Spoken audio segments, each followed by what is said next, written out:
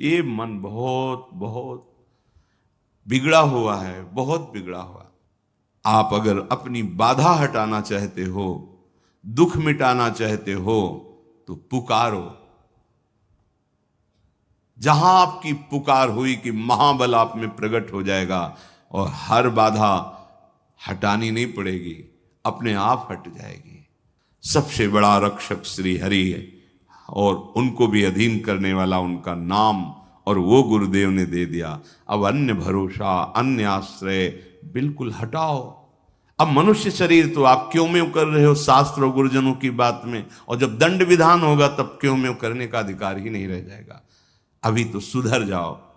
सुन करके आचरण में नहीं उतारा तो भले दूसरे को सुना दो, काम बनने वाला नहीं। सुनो, मनन करो, आचरण में उतारो। ये जो हृदय में मन की प्रेरणा के अनुसार हम विचरण करते हैं, यही सबसे बड़ी बाधा है। मान लीजिए प्रार्थना, इसी को सुधारना है। ये नजदीक तक पहुंचने पर फिर वापस कर लेता है, बहुत बलवान है। ये कोई छोटी मोटी बात नहीं कि 2-4 महीने भजन किए और मन को आपने संभाल लिया। गुरु कृपा करें तो मिनट भी बहुत है, लंबा होगा, एक पलक झपकते ही हो। पर उनकी कृपा के लिए हमें उनको अपना मानना होगा। उनके सिवा हमारा कोई नहीं।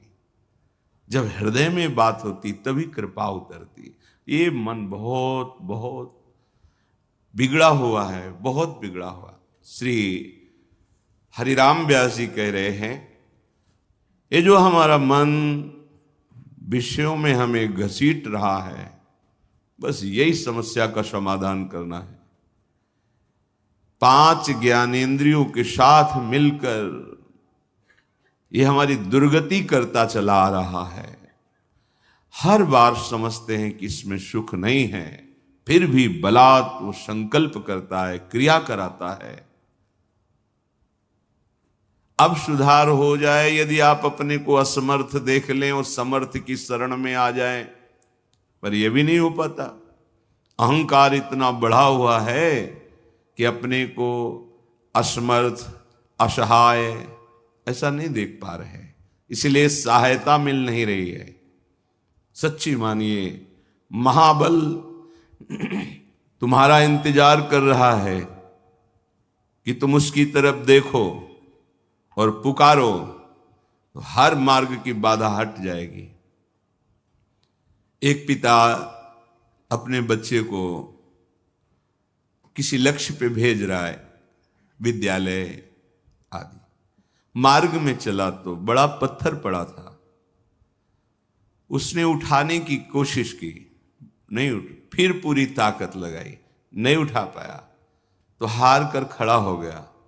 तो पिता ने कहा कि तुम्हारी पूरी ताकत तो मैं हूं, अभी तुम निराश मत हो, और जा करके उसको हटा दिया।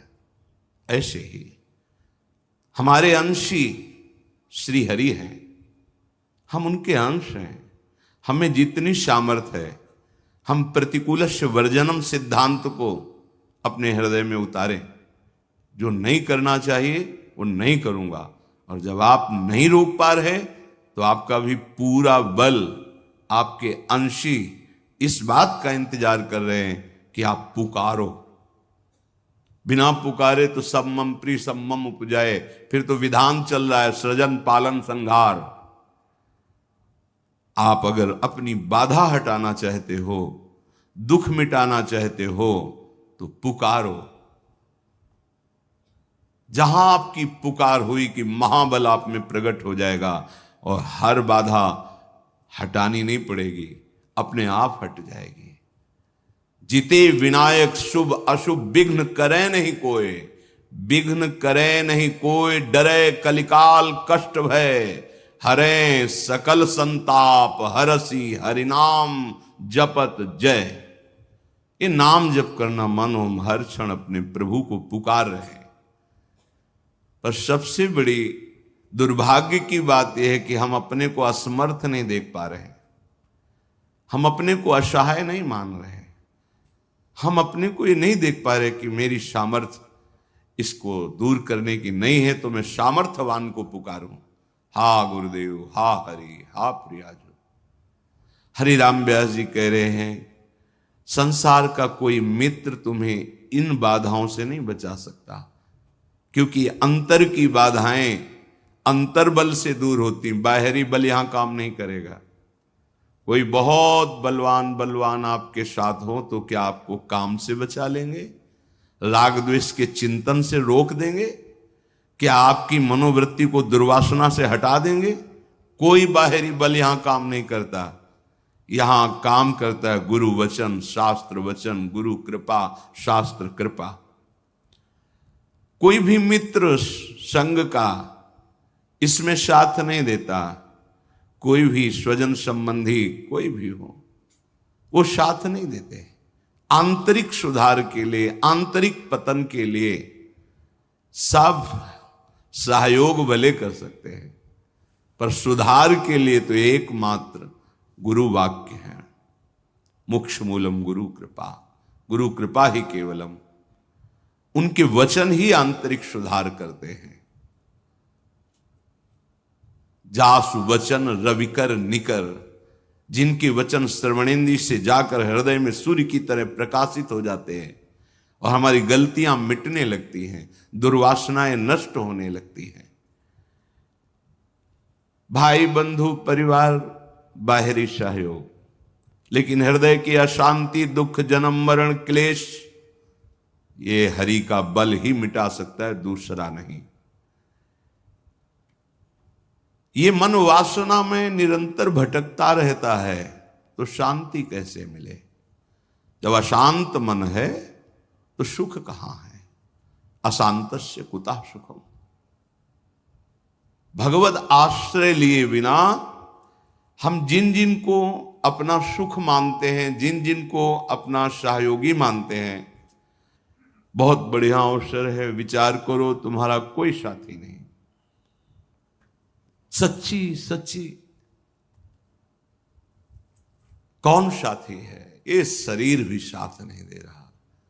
जब मन साथ नहीं दे रहा, तन साथ नहीं दे रहा, तो ये धन तो बहुत दूरी की वस्तु है, स्वजन भी बहुत दूर की वस्तु। कौन साथी? यही विवेक नहीं बैठ रहा। वर्तमान को, भोगों को, संबंधों को सत्य मानकर उल्लसित होकर एक एक श्वास व्यर्थ चिंतन, व्यर्थ किया, व्यर्थ भोगों में ये आसुरी प्रवृत्ति, ये कुमति सर्वनाश कर रही है। मोघ आशा मोघ कर्मणा, व्यर्थ की आशाएं, व्यर्थ के कर्म, व्यर्थ की वार्ता, व्यर्थ की चेष्टा। सावधान हो जाइए। एक एक क्षण आपको डर लगना चाहिए, हमारी श्वास खाली गई, पता नहीं अगली है कि नहीं। सच्ची सच्ची वो आपको अभी प्रमाद स्थिति के कारण नहीं लगता। नहीं, एक क्षण भी अगर ऐसा आभास होता है कि भगवत चिंतन क्या छूट गया क्या, तो लगता है कौन से सुख के लिए, किस बात के लिए? अरे ये जो श्वास गई ये व्यर्थ गई, अब इसका क्या? आगे कितनी श्वासें रह गई मुझे पता नहीं। और अगर ये ढिलाई बनी रही तो पता नहीं खाली श्वास में ही हमारा शरीर पूरा हो। जो हम ये ढिलाई किए हुए हमारी श्वासें बीच बीच में खाली जा रही, तो खाली श्वास में हमारी नहीं, सावधान। श्वासा श्वासा नाम जपे तो दुविधा रहा है न कोई। भगवत साक्षात्कार में कोई दुविधा नहीं यदि हर श्वास में नाम चल रहा है। ये जो हमारी वृत्ति है, मन है, ये इसमें फंसाता है। शरीर छूटने पर क्या होगा? कौन साथ जाएगा?